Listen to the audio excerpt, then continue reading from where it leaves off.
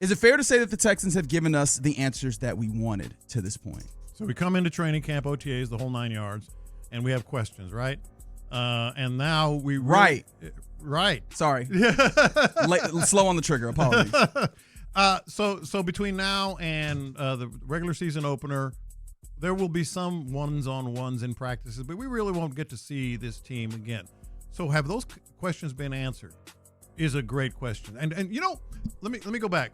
Yesterday's joint practice, to me anyway, it kind of felt like a regular season game where you absorb it, you watch it, and you kind of react. But even 2 days later, 3 days later, you're getting more information about it. You're starting to learn more things that happen, more details. Maybe you go back and watch it as we do occasionally. I think you do every game. And so you kind of even galvanize your opinion even more. I kind of felt like that with yesterday's joint practice. We were getting the reports. We talked to Jonathan M. Alexander. We did, our initial opinions of it. But then over the course of the day, and I know you saw all this stuff. I know everybody did. We start getting more audio, more analysis, more opinion, and dude, it was even better than we thought. James Palmer was talking about it. Dave Canales. In fact, do we have the Dave Canales audio, Figgy? Yeah. Let's hear Dave Canales, Panthers head coach. In 2 words, Daniil Hunter, Will Anderson. I think that's 4 words, actually. But those guys are fantastic players. That's exactly what we need to see. Monroe needs it. Rashid needs it. When we dropped back today, we couldn't really do much other than Bryce extending and getting a couple of plays going. The rush was phenomenal. And that's exactly, just the information we need. It looked fairly like they were pretty dominant. Yeah, it was pretty lopsided today, I'll be honest.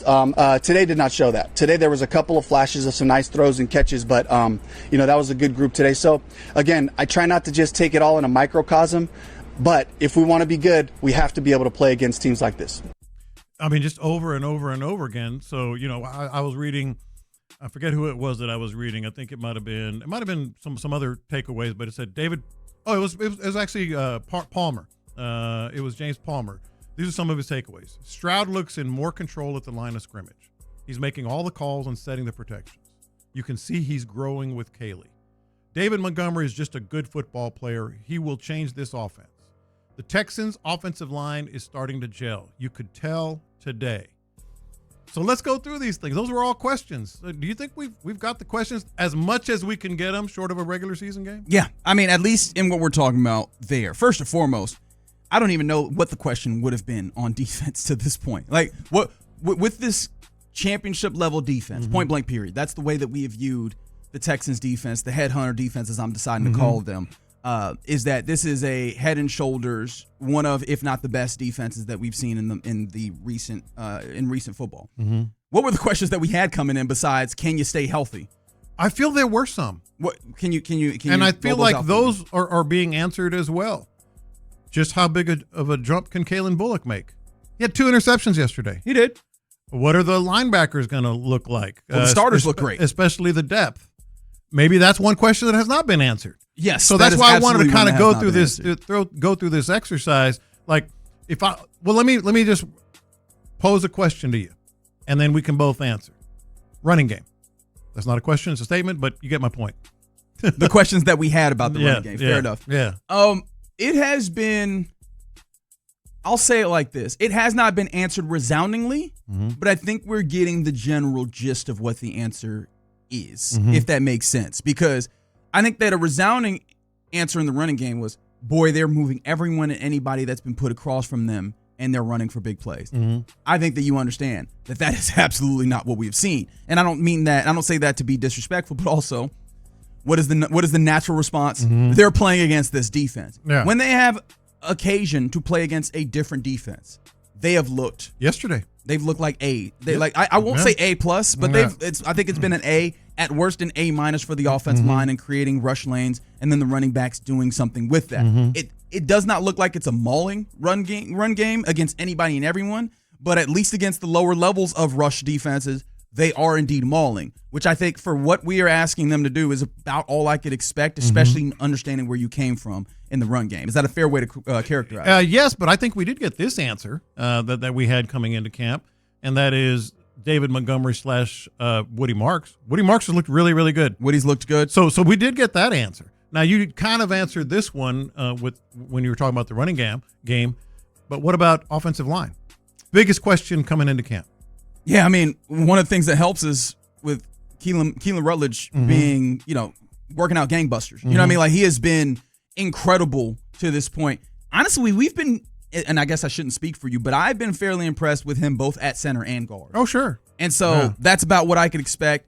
We're starting to see maybe some of the downside on offensive line with maybe Wyatt Teller not holding up as a starter just yet, or at least it does not seem like that's the case. But it feels like you've run out a couple of fives that look like I'd feel comfortable with running that five out and be good with what you're able to perform with. Which again, I think that's an answer, especially considering you kind of cobbled it together. Like, this is year 2 of a offensive line rebuild, and that's usually kind of the bare bones or like the baseline of how quickly you can refresh an offensive line that was as bad as it was 2 years ago. Yeah, and remember, have we gotten the answers we've wanted with the keeping in mind that they haven't played a regular season game, without having played a regular season game, which leads to the next one, C.J. Stroud. Yeah.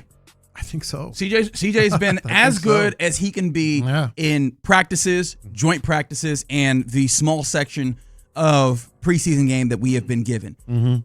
Is it going to answer the questions of people that are calling CJ Stroud mid or even bad? No. I think some of them, their preconceived notions are going to be there regardless. Yeah. And the questions for CJ Stroud are more when the going gets tough later on in the season, and more importantly in the postseason.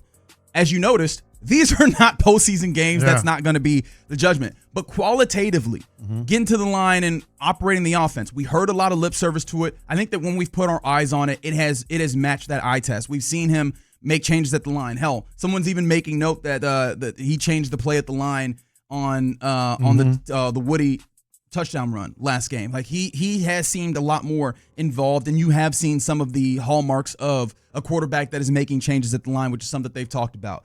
The deep ball mechanics have looked better. The connection with Jaden Higgins, unfortunately, he's now injured, but that looked like it was progressing. All the things that you could possibly look for, I think, for C.J. Stroud look like they have been better than last year, which ultimately is all that I think we can ask for in this moment. Real quick, a couple more on the defensive side, which might surprise you a little bit. Interior defensive line.